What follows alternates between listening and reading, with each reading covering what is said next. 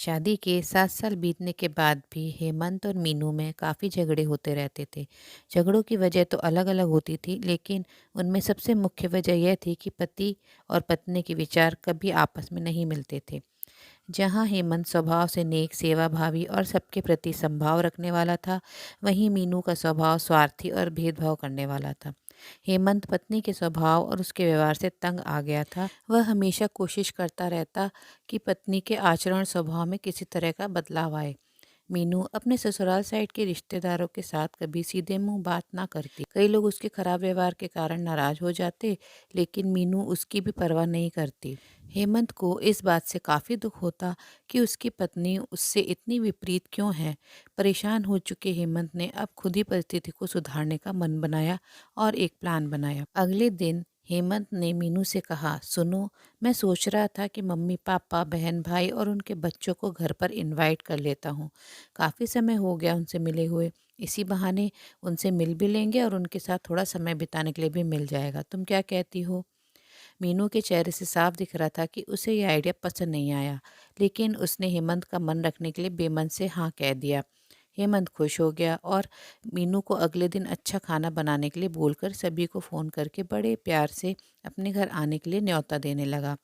जब हेमंत फ़ोन पर बिज़ी था तो मीनू सोच रही थी, ये आदमी भी ना अपने फालतू के कामों से बाज नहीं आएगा।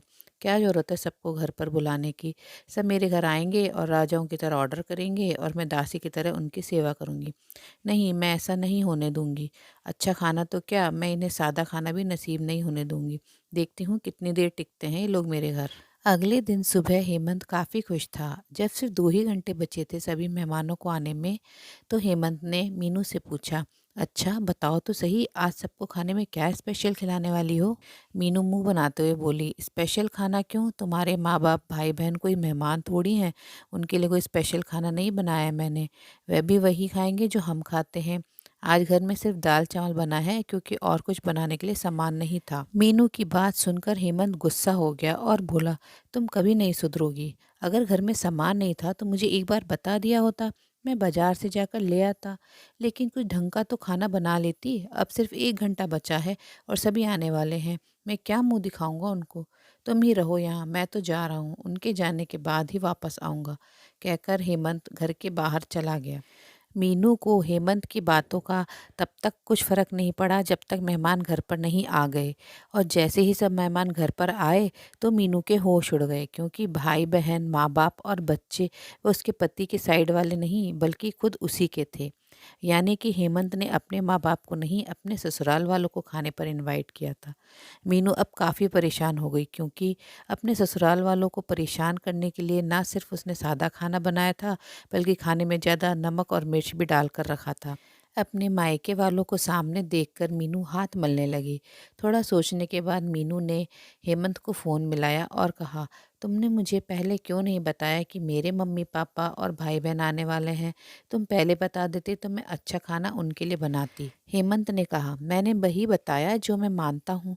मैंने कभी तुम्हारे परिवार वालों को पराया नहीं समझा और तुमने कभी मेरे परिवार वालों को अपना नहीं माना। और मैं जानता हूँ कि तुमने यह सोचकर कि मेरे मम्मी पापा और भाई बहन आने वाले हैं, जानबूझकर घटिया खाना बनाया। अब तुमने जो किया है उसे तुम खुद ही भुगतो, मुझे पता है।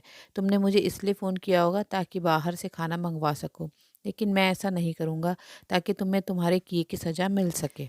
इतना कहकर हेमंत ने फ़ोन कट कर दिया। ना चाहते हुए भी मीनू को अपने मायके वालों को वही खाना खिलाना पड़ा। उसके रिश्तेदार ज़्यादा मिर्च और नमक वाला खाना भी ऐसा सोचकर खा गए कि बेटी से गलती हो गई होगी। लेकिन बाद में जब दामाद ने सारी बात उन्हें बताई तब उन्हें बहुत शर्मिंदगी हुई और अभी उसके बुरे बर्ताव के लिए उसे डांटकर उससे नाराज़ होकर चले गए। दोस्तों, अच्छे रिश्ते बनाए जाते हैं प्यार और अच्छे व्यवहार से। सिर्फ खून के रिश्ते अच्छे नहीं होते। तो दोस्तों, आपको कहानी कैसी लगी नीचे कमेंट बॉक्स में कमेंट करके मुझे ज़रूर बताएं। और अगर आपको कहानी अच्छी लगी है तो आप इस कहानी को अपने फ्रेंड्स फैमिली के साथ शेयर ज़रूर करें। और ऐसी ही मनोरंजक और शिक्षाप्रद कहानियाँ सुनते रहने के लिए चैनल को सब्सक्राइब ज़रूर कीजिए। तो फिर से मिलते हैं मेरी अगली कहानी में। तब तक के लिए आप लोग अपना ध्यान रखिए, खुश रहिए और ऐसे ही कहानियाँ सुनते रहिए। धन्यवाद।